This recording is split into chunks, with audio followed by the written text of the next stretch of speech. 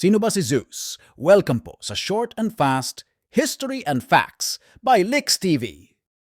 Si Zeus, ang makapangyarihang hari ng mga Diyos sa mitolohiyang Griego, ay ipinanganak kay Cronus at Rhea na mga Titan. Siya ay halos malunod ng kanyang ama na natatakot na mapatalsik ng kanyang mga anak gaya ng ginawa niya sa kanyang sariling ama, si Uranus.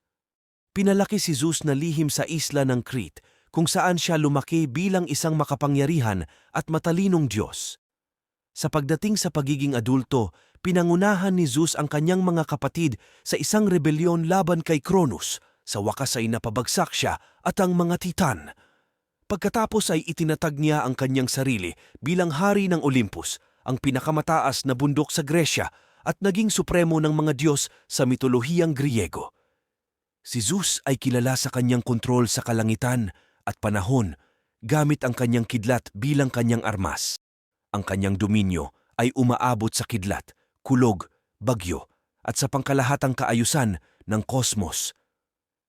Bilang tagapagtanggol ng katarungan at batas, tiniyak niya na ang mga panata at kasunduan ay naipatutupad sa pagitan ng mga Diyos at mortal.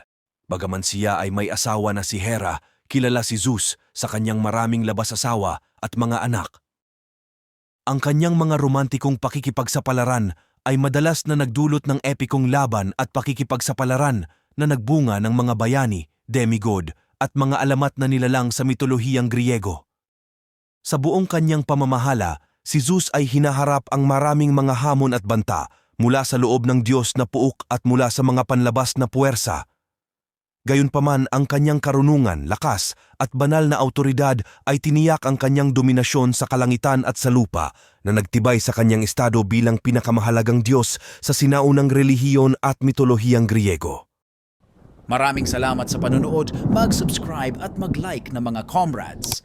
Hanggang sa susunod na video, goodbye!